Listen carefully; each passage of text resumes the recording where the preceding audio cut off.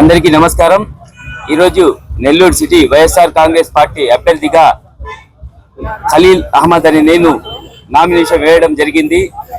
జగనన్న ఆశీస్సులతో ఈరోజు నెల్లూరు సిటీ అభ్యర్థిగా ఒక సామాన్యుడికి అవకాశం కల్పించారు। ప్రజలు సేవ చేసుకునే అవకాశం, ఎందుకంటే నాకు ఏ వ్యాపారాలు లేవు, ఏమీ లేవు। నేను ఎప్పుడు ప్రజలకు అందుబాటులో ఉంటా, 365 రోజులు ప్రజలకు అందుబాటులో ఉంటా। ఏ అవసరం ఉన్నా వాళ్ళు నాకు ఎప్పుడైనా కాల్ చేయవచ్చు।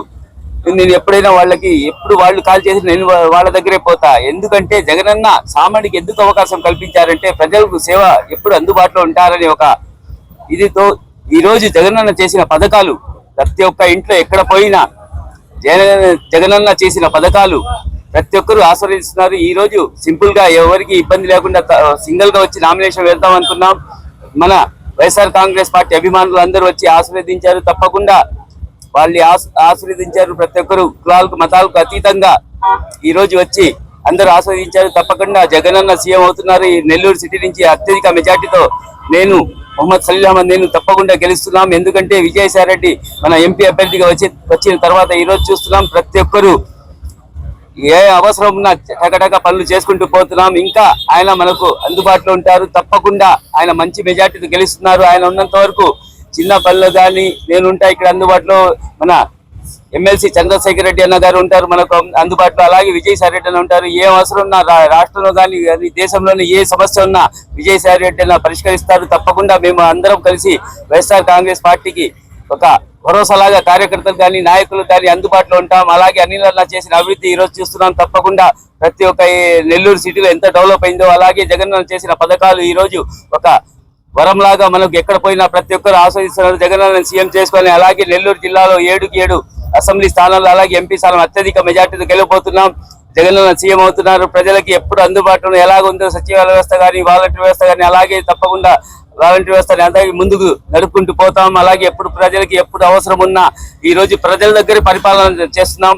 ఎందుకంటే జగన్ చేసిన వాలంటీర్ వ్యవస్థ ద్వారా ప్రజల దగ్గరే పాలనలాగా ఒక నాయకులు కానీ కార్యకర్తలు ఎమ్మెల్యేలు కానీ ప్రతి ఒక్కరు ఇంటికి గడప తొక్కుతున్నారు। ఎందుకంటే వాళ్ళ సమస్యలు ఏమైనా ఉంటే కనుక్కొని పరిష్కరించడానికి ఈ రోజు చూస్తున్నాం। 4.5 సంవత్సరం తర్వాత ఈ రోజు మన తెలుగుదేశం పార్టీ అభ్యర్థి వచ్చి ఈ రోజు అభివృద్ధి చేశా, 1000 కోట్ల అభివృద్ధి చేశా చెప్తున్నారు। మీరందరూ మీడియా మిత్రులు అందరూ చూశారు టీడీపీ హయాంలో ఏం అభివృద్ధి చేశారు, ఏం చేశారు మీరందరికీ తెలుసు। ప్రతి ఒక్కరికి ఆయన చెప్పేది మొత్తం అబద్ధపు మాటలు। ఈ రోజు ఆయన మీడియా ద్వారా కానీ ఎక్కడైనా ఇది చేశానని చెప్పమండి, ఏ పార్కులు కానీ హెల్త్ క్లినిక్ కానీ ఫ్లైఓవర్ కానీ పెన్నా బ్యారేజ్ కానీ పెన్నా రివిట్ వాల్ కానీ జాఫర్ సాకాలో రివిట్ వాల్ కానీ ఎక్కడ చూసినా ఏ వార్డులు చూసినా సిమెంట్ రోడ్లు కానీ డ్రైన్లు కానీ కట్టుకుంటూ వైఎస్ఆర్ కాంగ్రెస్ పార్టీలో కనీసం 1200 కోట్ల రూపాయలతో ఈ రోజు అభివృద్ధి చేసుకున్నాం మేము ఈ 5 సంవత్సరాల్లో।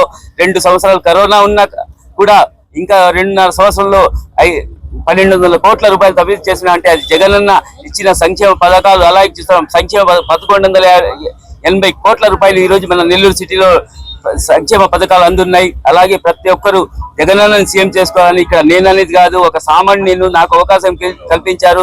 ఇక్కడ నన్ను చూడాల్సిన అవసరం లేదు, జగనన్న చూసి నన్ను ఓటేయండి, వైఎస్ఆర్ కాంగ్రెస్ పార్టీకి ఓటేయండి।